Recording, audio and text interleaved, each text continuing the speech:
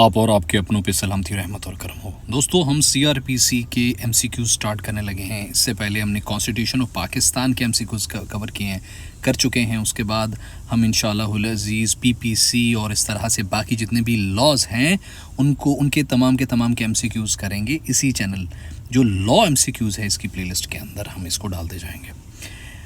इसके अंदर हम 200 अहम तरीन एमसीक्यूज करेंगे सीआरपीसी के। ठीक है, सीआरपीसी क्या है दोस्तों? ये है लफ्ज़, इसको समझना पहले इसलिए ज़रूरी है क्योंकि आपको पता हम कर क्या रहे हैं। दोस्तों, एशिया के अंदर क्या था, सब कॉन्टिनेंट के अंदर के गोरा हुक्मरानी कर रहा था अंग्रेज़, और छोटे छोटे लॉज बन रहे थे साथ में कि किस तरह से यहाँ पे हुक्मरानी करनी है, यहाँ पे जो क्रिमिनल सिस्टम है वो कैसे काम करेगा, सिविल सिस्टम कैसे काम करेगा, कोई बंदा जुर्म करता है किसी भी ज़िम्मे में वो कैसे काम करेगा। फिर हुआ ये कि ये जो 1898 के अंदर ये आता है क्रिमिनल प्रोसीजर कोड।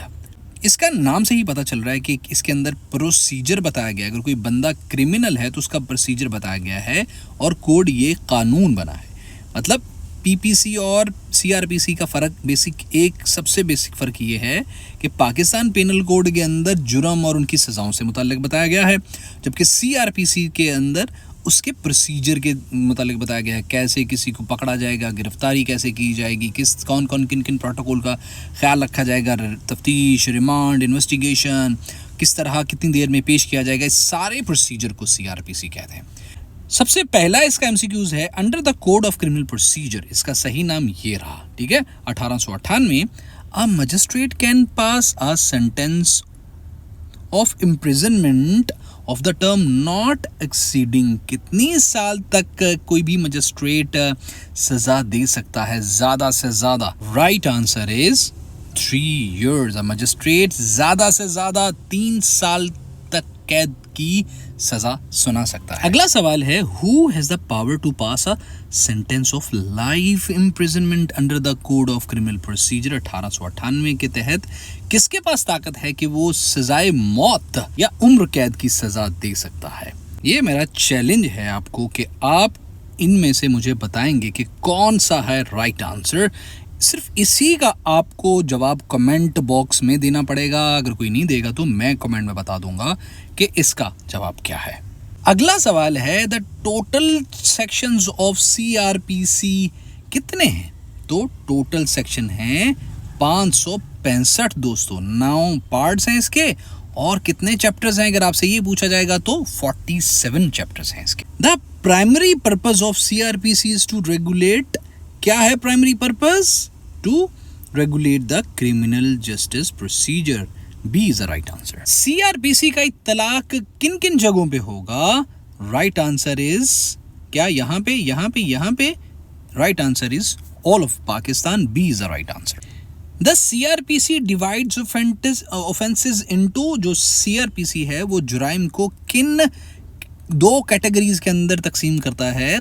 कॉग्निजेबल यानी काबिल दस्तंदाजी, एंड नॉन कॉग्निजेबल यानी ना काबिल दस्तंदाजी। काबिल दस्तंदाजी वो जुराइम होते हैं जिनमें पुलिस बिला वारंट गिरफ्तार कर सकती है। नॉन कॉग्निजेबल वो ऑफेंस होते हैं जिनमें पुलिस को किसी को गिरफ्तार करने के लिए मजिस्ट्रेट की इजाज़त दरकार होती है।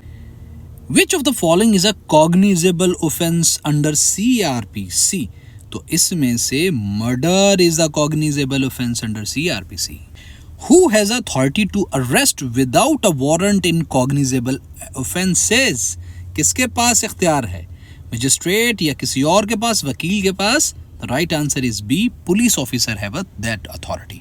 The CRPC provides guidelines for। किस चीज़ की गाइडलाइन देती है ये? Option B, criminal investigation and trial procedure की गाइडलाइन सीआरपी के अंदर बताई गई है। When was the most recent amendment to CRPC made? आखिरी बार कब CRPC को अमेंड किया गया था? KPK के अंदर आखिरी अमेंडमेंट हुई है 2025 के अंदर। Which chapter deals with the investigation procedure under CRPC? किस चैप्टर के अंदर जो इन्वेस्टिगेशन का प्रोसीजर है वो बताया गया है दोस्तों? चैप्टर 14 के अंदर। जो इसके सबसे पहला सेक्शन है वो 154 है, काफ़ी मशहूर सेक्शन है। जैसे ही FIR लॉन्च होगी तो साथ ही इन्वेस्टिगेशन का प्रोसेस स्टार्ट हो जाएगा। Chapter 14 is the right answer. The CrPC ensure that criminal proceedings are conducted in. कैसे? क्या secretive, hasty manner, informal manner, या फिर fair, just and transparent manner? B is the right answer. The CRPC was enacted to replace, कब, किस चीज को replace करने के लिए CRPC इनेक्ट हुआ था? किसको? Right answer is A, previous customary laws को रिप्लेस किया था CRPC ने। Which authority enforce the CRPC? कौन कौन सी? Right answer is B, judiciary and police enforce CRPC। The CRPC includes provisions for, किस चीज की provisions? Trial, appeals and revisions. Right answer is A. Which section of CRPC defines cognizable offense? काबिल दस्तंदाजी जुराइम जो है section,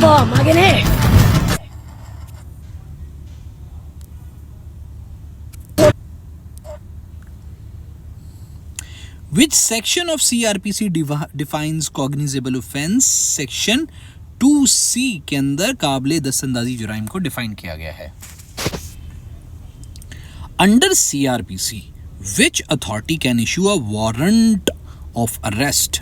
कौन सी authority arrest के, गिरफ्तारी के वारंट जारी कर सकती है? Right answer is B, magistrate can issue such warrant. What is the maximum period for police custody allowed under CRPC without magistrate's permission?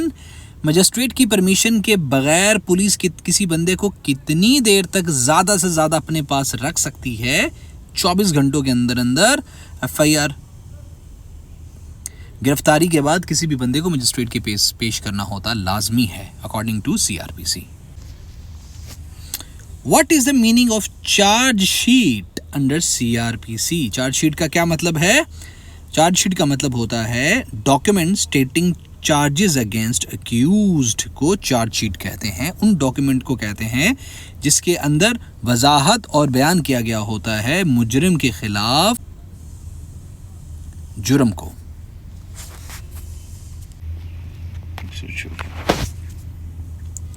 Under which section is the investigation of cognizable offense is initiated? ये वही section है जिसके तहत FIR दर्ज होती है, 154 के अंदर बताया गया है। What is the term for a non-cognizable offense? Right answer is B, an offense where police cannot investigate without magistrate's permission. That is B is the right answer. Under CRPC, what type of magistrate is authorized to try serious? Try से मुराद trial करना serious offences को, तो right answer is judicial magistrate of first class. B is the right answer. Who can file a complaint? कौन complain कर सकता है किसी क्रिमिनल केस की सूरत में? कौन कर सकता है? सिर्फ पुलिस या फिर कोई भी? B is the right answer. Anyone aggrieved by cognizable offence can complain to. What is the general time frame for arrest without warrant by police? Police किस वक्त गिरफ्तार कर सकती है? B is the right answer. किसी भी वक्त दिन या रात को वो गिरफ्तार कर सकती है किसी को भी। Under CRPC, who may withdraw a prosecution? कौन withdraw कर सकता है prosecution CRPC के तहत? Right answer is A, public prosecutor. Which court tries session cases? कौन सा कोर्ट सेशन कोर्ट के केसेस को ट्राई करता है, ट्रायल करता है? B is the right answer. Session court ही ट्रायल करेगा उसका। Which section authorize police to seize property? Section 102 authorize करता है पुलिस को कि वो कोई प्रॉपर्टी को सीज कर सकती है। Which section authorize police to seize a property? बहुत अहम है, बहुत अहम है। ऑप्शन इनमें से कहीं पे भी नहीं है। 550 जो सेक्शन है ना, कहते हैं ना फलाने ने जो मोटरसाइकिल है वो पुलिस ने मोटरसाइकिल 550 में कब्जे में ले ली, तो 550 के तहत पुलिस जो किसी प्रॉपर्टी को सीज कर सकती है according to section 550 of CRPC। What is the minimum age for a person to confess under CRPC? कितनी कम से कम उम्र है किसी भी इंसान की कि वो कोई किसी जुर्म का इतराफ़ करे, मतलब उसका जो इतराफ़ जुर्म है वो कबूल हो? तो क्या 7 साल, 10 साल, 12 साल या फिर इनमें से कोई भी नहीं? Right answer is there is no age limit, minimum age limit, but the person should be. Who is the first magistrate to be approached for issuance of summons? तो right answer is judicial magistrate of first class is supposed to be approached for issuance any sort of summons. सम्मन कहते हैं अदालती बुलावे को. अदालत अगर सरकारी तौर पे किसी को बुलाए अदालत, तो किसी केस की प्रोसीडिंग करिए तो उसको सम्मन बोलेंगे. What is bail in CRPC terms? Bail is release of accused temporarily on bond. यानी किसी मुजरिम का बॉन्ड के ऊपर आर्जी तौर पर रिहा किया जाए. What is cognizance in CRPC? The cognizance in CRPC is magistrates taking notice of an offense. Magistrate का किसी जुर्म पे कोई नोटिस लेना cognizance कहलाता है. और यहाँ पे आता है एक ऐसा सेक्शन दोस्तों जिसका आमतौर पे बहुत से लोगों से पाला पड़ता ही रहता है. कहते हैं ना फलाना बंदा 64 से बयान कराने गया है, 64 के बयान करवाने गया है. तो ये रहा भाई आपका वो वाला section. Which section deals with the recording of confessions before magistrate. आमतौर पे लड़की और लड़का भाग जाते हैं ना, तो लड़की मजिस्ट्रेट के पास 64 के बयान जो कराने जाती है वो यहाँ पे इसकी बात हो रही है. राइट आंसर इज 164 के तहत किसी जज के पास अपना पैगाम रिकॉर्ड, अपना बयान रिकॉर्ड कराया जाता है. What is the competence of a magistrate of second class. Second class के मजिस्ट्रेट की क्या कॉम्पिटेंस है? क्या वो सीरियस क्रिमिनल ऑफेंसेस केसेस में बात सुनता है? तो एक्चुअल में the right answer is they can try of पेटी ऑफेंसेस. छोटे मोटे ऑफेंसेस जो हैं वो सेकंड क्लास मजिस्ट्रेट सुनता है.